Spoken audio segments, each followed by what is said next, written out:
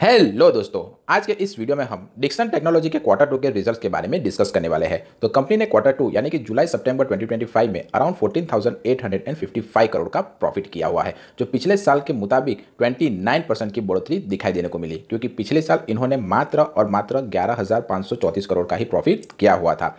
Net profit अगर देखें तो वो 670 करोड़ का था, जो पिछले साल सिर्फ 390 करोड़ के आसपास था, यानी कि 72% की year on year growth. EBITDA भी बढ़ा है, मार्जिन भी थोड़ी इंप्रूवमेंट दिखाई दी है, मार्जिन अराउंड 3.8% बढ़ा है। Mobile and EMS segment, mobile phone plus manufacturing service बहुत अच्छा चल रहा है डेक्सन कंपनी का, उसमें year on year growth around 41% की दिखाई दे रही है, जो एक अच्छी बात है।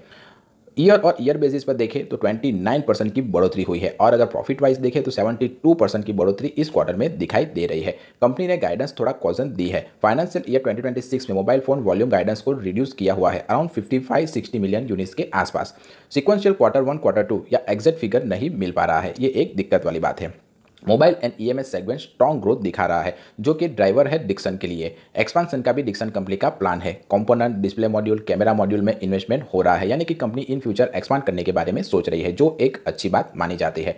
बैलेंस शीट कंपेरेटिवली हेल्दी है और वर्किंग कैपिटल नेगेटिव और नेट एबिटा मैनेजमेंट अच्छी तरह से चल रहा है, यानी कि कंपनी की कंडीशन अच्छी है। पर कंपनी के लिए कुछ चैलेंजेस भी है। कंज्यूमर इलेक्ट्रॉनिक्स और होम अप्लायंसेस सेगमेंट्स में थोड़ी वीक डिमांड दिख रही है, और जीएसटी रेट कट और मानसून इफेक्ट की वजह से उसमें थोड़ी बहुत दिक्कतें दिखाई दे रही है। मार्जिन प्रेशर थोड़ा बड़ा हुआ है, और इसके चलते जो कंपोनेंट सेक्टर है यानी कि कंज्यूमर इलेक्ट्रॉनिक सेक्टर्स, वो थोड़ा स्ट्रगल कर रहा है, जो एक सोचने वाली बात है।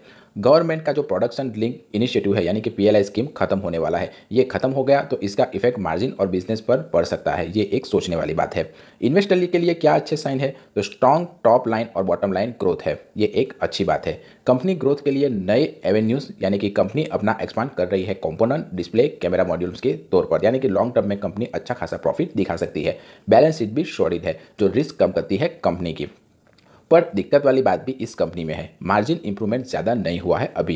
ग्रोथ होने के बावजूद मार्जिन पर प्रेशर बना हुआ है। अगर कॉस्ट बढ़ गया तो कंपनी के वॉल्यूम के ऊपर प्रेशर बढ़ सकता है और कंपनी का प्रॉफिट गिर सकता है, जो एक सोचने वाली बात है। यानी कि कंपनी को अगर आगे बढ़ना है तो अपना मार्जिन प्रॉफिट बनाना पड़ेगा। बिजनेस का कुछ हिस्सा साइक्लिक या डिमांडिव सेंसिटिव है, यानी कि कंज्यूमर इलेक्ट्रॉनिक्स और अप्लायंसिंग, अगर डिमांड स्लो हुई तो कंपनी पर सीधा असर आपको देखने को मिलेगा। गाइडेंस थोड़ा कंजर्वेटिव है, मार्केट एक्सपेक्टेशन से मैच नहीं कर पा रहा है। अगर आप इन्वेस्टर हैं तो तुरंत बाई मत कीजिए, सबसे पहले अपने फाइनेंशियल एडवाइजर की सलाह लीजिए, उसके बाद इस शेयर में निवेश करने के बारे में सोचिएगा। हाल फिलहाल डिक्सन टेक्नोलॉजीज का शेयर 15,477 रुपये पर चल रहा है। ये कंपनी 1993 में बनी थी, और ये इलेक्ट्रॉनिक्स मैन्युफैक्चरिंग सर्विस कंपनी है, जो अलग अलग सेगमेंट में भी काम कर रही है।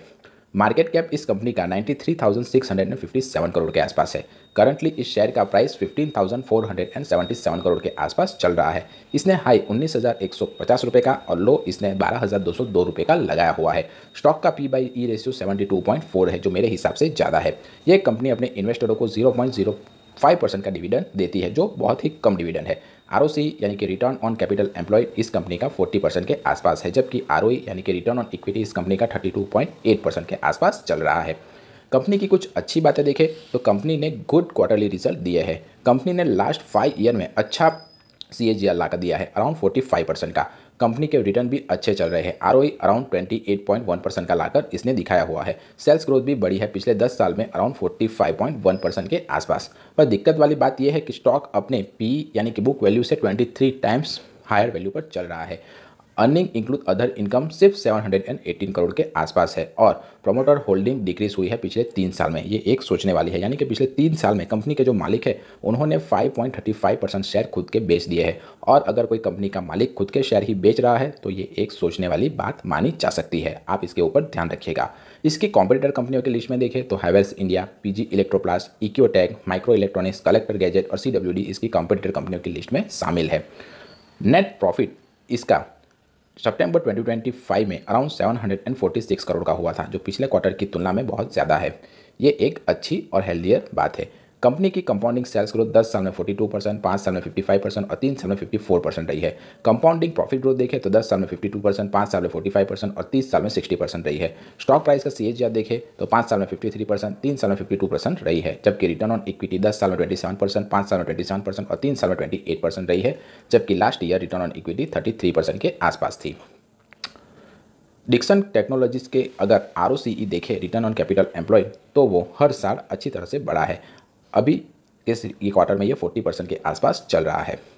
शेयर होल्डिंग्स की बात करें तो प्रोमोटर्स के पास 28.92% शेयर्स थे। मार्च 2025 में 32.27% शेयर पड़े हुए थे, जो उन्होंने कंपनी के शेयर बेचे हैं जून और सितंबर की क्वार्टर में, जो एक सोचने वाली बात है। FIIs यानी कि फॉरेन इंस्टीट्यूट इन्वेस्टर के पास 20.69% शेयर पड़े हुए हैं। DIIs के पास 28.93% शेयर पड़े हुए हैं, जबकि पब्लिक के पास अराउंड 21.45% शेयर पड़े हुए हैं। अगर आपने भी इस कंपनी में निवेश किया हुआ है तो मुझे कमेंट करके बताइए कि कितना इन्वेस्टमेंट के सामने आपको कितना रिटर्न मिल रहा है। वीडियो पसंद आया हो, इन्फॉर्मेटिव लगा हो तो वीडियो को लाइक कीजिए, चैनल को सब्सक्राइब कीजिए। मिलते हैं अगले वीडियो में, तब तक के लिए बाय बाय।